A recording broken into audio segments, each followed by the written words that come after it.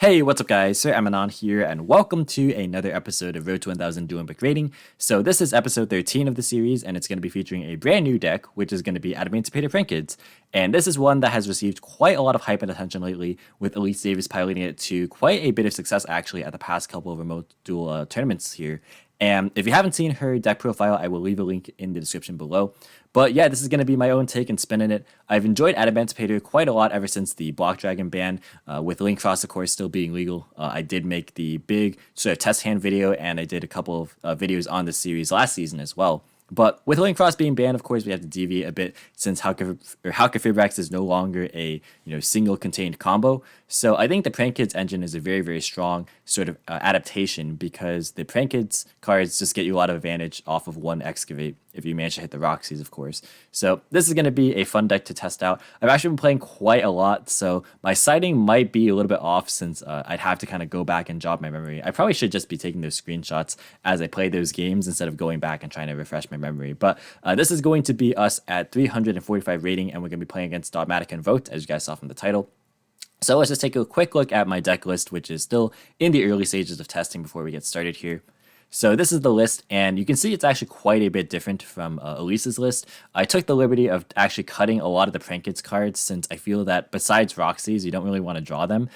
So I actually decided to just put a smaller engine which is focused on link climbing, and I'm actually testing out a copy of Pranks instead of Pandemonium to search off the Dodo, which will allow you to sometimes generate a token if you draw like additional Prank-Kids monsters, which doesn't come up that much, but the main effect is to actually recycle your resources and draw into more hand traps, and I'm playing a lot of hand traps here. Droll is kind of an iffy one. I probably will actually, well, I'll just give a spoiler here. I've swapped it out already in later versions of this build. But yeah, this is just kind of the idea, is to draw cards off of Roxys and Dragite and Pranks, and just try and get as much advantage as possible. So that even if you get like Forbidden Droplated or like Dark Rulered, you can still stop your opponent. So I really do enjoy this. It also makes your going second plan pretty good. But yeah, this is going to be my sort of idea of the build. So let's go ahead and get into the gameplay without any further ado. So like I mentioned, we are playing against Dogmatika Invoked. So we do fortunately win the RPS, which is of course going to be very pivotal to all these games here. So we're going to go first, and our opening hand is going to be Ghost Spell, Roxys, Guardian, Pranks, and Researcher. So this is a very, very strong hand for sure. We have a couple options here. We can either go for Roxys and then Researcher, or we can go Guardian, try and play around hand traps. I go a bit of the greedier route, and I just go for the Roxys straight up. Honestly, it's up to you if you want to play safer, but I'm just not respecting Nibiru right now. Because I feel a lot of people have cut it from the main deck. And cards like Imperm and Valor also have decreased in popularity. So I figure that the most popular hand traps being Ash, of course, still has moderate impact, but things like Bell, Skullmeister don't actually hurt this deck that badly. So I decided to just go for the max value play. And that's how I'm going to be approaching a lot of the game ones. So we're going to normal summon Roxys and then go for the Researcher. And then we're going to fire off Researcher to Excavate 5. We actually whiff completely, which is unfortunate because we play quite a big number of, non-tuner rock monsters to hit. So, not the greatest, but it's okay. We're just going to go for our Roxys play. So we're going to Meow Meow, and then we're going to banish the Guardian and draw Supplier. Kind of wish it was the other way around, but it's all right. We can then go for the Lampseas off of the Roxys. And the reason I'm picking Lampseas in particular is that it's a fire, and I'm playing the Synchro Leonite, as you guys might have seen. So this is a free way to just enable that, and I think that card is super, super synergistic with the deck. I don't really go for like a lot of negations as much as just interruptions necessarily, so that's kind of my general approach. But we're going to link into Dodo. Unfortunately, we drew the Pranks already, but not a big deal. We still get our Lampseas, and we get to trigger Supplier here as well, since Meow Meow is actually a rock monster. So that's pretty cool. We get to bring it out, and then we get to summon out the Roxys as well. And then Supplier, of course, is going to grab us a search for Guardian. And then from here, we have a couple of other options. You guys can't see the chat, but my opponent actually thinks that I'm playing the Fusion build, because they actually said that, oh, you probably had the Fusion spell in hand, but actually don't. So we're going for the Raptite, and I'm firing off the Raptite, and I actually get hit with Imperm, which I don't expect at all, because I'm just expecting that most people cut this card. So caught me off guard a little bit, and I definitely can't really make a very strong board at this stage. So yeah, I was kind of relying on that to kind of help me keep going here. But it's all right. We're going to go for Dodo. We're going to tribute it actually to add back the Roxys and the Lampseas. And then here we're actually going to activate pranks. And even though I just said it didn't really come up that much, we're actually going to pitch the Lampsies to summon a token. And then we're going to turn the token and the supplier into a Masquerena. So we still have 2 interruptions because I attributed the Dodo to put the Wind Engrave for the Raptite to be able to have its Steedy Crow effect alive. And then we have Masquerena as well. Plus we have the Bell in hand to kind of help us. In the end phase, we're going to prank shuffle things back. So we're going to shuffle back everything but the Dodo pretty much. And then we're going to draw. And we draw Signs, which is also a good follow-up. And by doing it this way, I Dodo added back the Roxy's, which is another guaranteed follow-up. And since we recycled the Meow Meow, we're going to be able to trigger the Roxy's again. So we have a guaranteed Link 2 play at the very least next turn. Plus the Signs is going to help us to get the Researcher back, and we can just keep going from there. So we're looking to be pretty good as long as we don't die. So I'm just hoping it's not like a dedicated combo deck that can just push past 3 interruptions. For turn, our opponent's going to draw, and then my opponent's going to start with Ecclesia. So I'm actually already feeling pretty decent about this because I know that if they're starting with Ecclesia, I'm probably just not dead. So they're going to go and search for a copy of the Punishment and then go to Battle Phase. I don't opt IP here. I don't really see a point. I just decided to let my Masquerena leave because, again, if I'm not dying, then I have good enough follow-up. Because if the Raptite also stays, that's just another follow-up card. So I have 1, 2, 3 cards that are really, really good plays by themselves. So I'm totally okay with that. Main phase 2, my opponent's actually going to go for a Meltdown. So they lead with the Ecclesia first, probably to try and play around the Raptite, because if they link away the Alistair, I'm just going to banish the Alistair off the Raptite. So, I mean, that part makes sense. But I think my opponent didn't really entirely plan ahead because they actually try and activate this Invocation here. I just remind them that, the Ecclesia already resolved, right? So they locked from the extra deck. Which was fortunate because my Ghost Belt actually can't negate that Invocation due to Meltdown being up, so that was good for me. But yeah, I had no lights in graveyard for the Hcabe. So I guess my opponent just didn't want to fuse the Ecclesia out of hand, which I guess is fair. But my opponent decides to just set 3 and pass. I decided end phase, banish the Empire out of grave for fun, I guess. I don't know. Not really a point, but I just did it anyway. For turn, we're going to draw a copy of Ash, and then we're going to try and fire off this Raptite, to which my opponent chains the Ice Dragon's Prism. And I actually have the Ghost Bell, so I'm going to negate it. And my opponent actually just misses this, I think, which is why I banish it here to just show my opponent that I dropped the bell, which is actually really, really good because that would have been pretty costly. My opponent probably should have just shotgunned it instead of waiting for the effect, but we're going to go ahead and just resolve the Raptite here regardless. We pick up a copy of Analyzer, which is very good. But our opponent on summon is going to go for Punishment, which I knew they had. I'm just trying to see when my opponent's going to use Punishment before I activate things accordingly, or act accordingly, I should say. So yeah, there goes the Analyzer, and then Entis is going to pop the Raptite. Not a huge deal as long as, the other cards aren't anything. I know one of the cards is Invocation, so I'm just hoping that, the back row plus the potential hand trap isn't going to be too much. So we're going to bring out the Roxy's, and then go for Meow Meow. We're just trying to see what we can draw. Of course, we draw the Lampsies, which is what we're going to summon anyways, so unfortunate. Thankfully, the Prank-Kids can still summon out of hand, so that's fine. But yeah, not probably the worst draw in the entire deck at this point. But that's fine. We still have these signs to try and recover. So we are going to bring back the Researcher, and then we're going to stack Dragite. We're just going to try and draw more cards here, see what we can hit. We go and Excavate, and of course that is going to be the Dragite summoned. So we're just going to go for that and see what we draw off the top. So our draw is going to be a Supplier, which is quite good to help extend.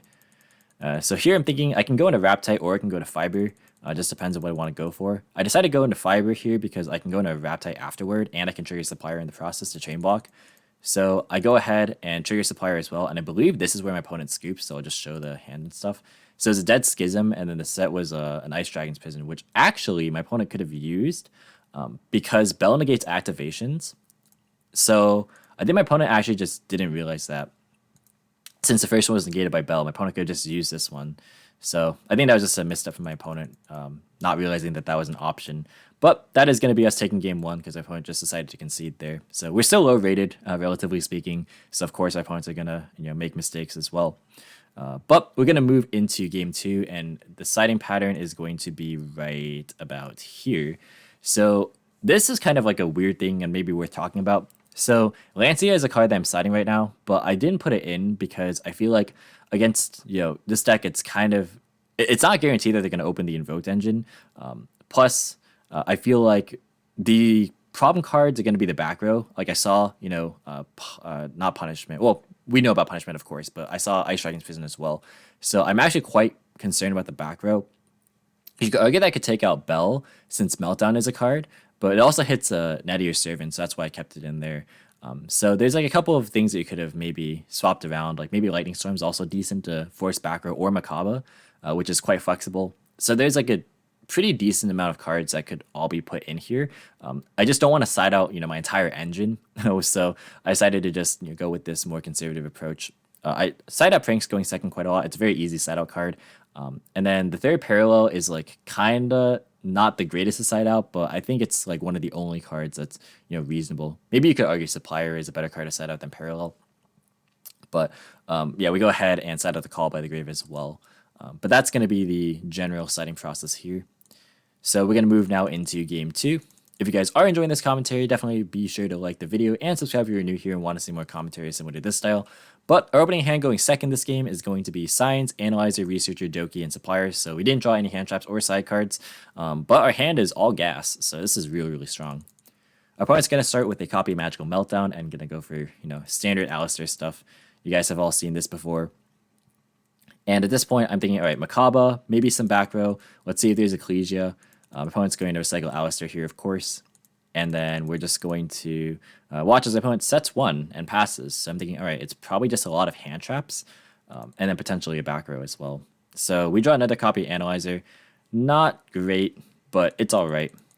We're going to start our main phase 1 by activating the Analyzer to special. And opponent fires off the Hcabe right away. I think just trying to keep us off of tuners, which is fair. But of course, our hand is really, really strong anyways. We're going to normal summon Doki. And then we're going to use a Researcher here. And here I make the mistake of using Doki first instead of Analyzer first, or sorry, instead of Researcher first. My thought process here was trying to get into a copy of potentially either Guardian to stop hand traps, or to go into Roxy's if I wanted to go like the more aggressive route and trying to just push past whatever disruption.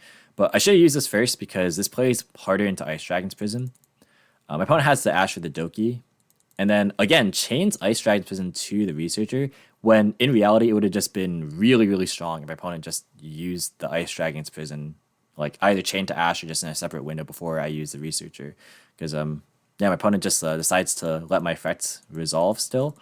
And of course, it still hurts because it takes the tuner off the board, and just any body obviously helps. But we do hit Roxy's, which is huge. Like, that's one of the targets we were going to try and get off Doki anyways. So have my opponent, use the Ice Dragon's Prison more timely, then we would be stuck with Doki and Supplier, which would be a very awkward play because like we'd have to go Almirage and then summon out Supplier, and then go for like a Guardian play. But then we wouldn't really be able to do anything after that. So yeah, my opponent definitely, I think, should have used this immediately on just the Doki effect. But my opponent didn't decide to do that, so we're going to go into Almirage here anyways and trigger Supplier. Just because I want my card to, or that I'm banishing off of the Roxy's for the draw to actually just be free. So we're going to grab a copy of Guardian before we go into the Meow Meow. So we're going to Roxy's, draw another copy of Researcher, which is decent follow-up for next turn. We already used it, but it's not too bad. We're going to get our Lampsies, and then we're going to go for the Dodo. And then here we're going to summon out the Roxy's off the Lampsies. And then we are going to go into a copy of Nightmare Unicorn. So the plan here is to Unicorn, pitch Researcher, and then go into Gallant, and then search for Seeker, Signs back, and then we'll have game here. Because we would have the, the access code plus Gallant, which would be 53 plus 23, which is already a game on board. But just in case, we'd have the Seeker as well. So yeah, we go ahead and go for the Unicorn, and then we go for the Gallant, and then we search our Seeker, and then we're going to go for Signs to bring back the Researcher. My opponent actually, waits a little bit before responding, but my opponent does have Ghost Spell for this. So that kind of cuts off the last body that I need, because I just needed either of these bodies to be on the board. Obviously, I already special Researcher at the beginning, so that's why I couldn't search it off the Granite. Well, I could, but I mean, it just wouldn't do anything, right? So yeah, here we're just kind of stuck. So we have to go into the battle phase. I could have played it to where I would have set up a board instead of trying to OTK, but I really thought that I had a line to just, go through the game. So I went for it. Didn't pan out, so we just pass. My opponent pitched the Alistair off of the Hcabe, so I'm just hoping that there's no more follow-ups here in the hand. My opponent is going to just set 2 and then pass. We draw a copy of Signs, which is great. We're going to just try and see what the back rows are. So we're just going to use the Gallant Granite. My opponent is going to activate Imperm on it. And here I'm thinking, well, we might as well just go into an Axis Code Talker. If this somehow gets stopped, we have follow-ups, and my opponent just decides to concede right there. So yeah, the last card was a Triple Tactics Talent. We were able to play through the Hcabe, the Ice Dragon's Prison, even though it was poorly timed, and 2 hand traps. So it wasn't like optimally done by my opponent. But to be fair, it wasn't optimally done by me either. Because again, I think the play where I should just use Researcher first would have been a lot better. Because I saw Ice Dragon's Prison in game 1, so there's no reason to not play around it. So that's something that I could have done different. But overall, I think this game was a pretty decent demonstration of what the deck is trying to do, and a pretty good opening to the deck for the series. But that's going to be it for the video, guys. Thank you so much for watching. Hope you enjoyed. If you did, be sure to leave a like as well as any thoughts or feedback in the comments. Subscribe for more informative and competitive Yu-Gi-Oh content. If you want to, you can follow me on all social media platforms or support me via Patreon, TCG Player, all the links in the description as usual. And until next time, I'll catch you in the next video. See you guys.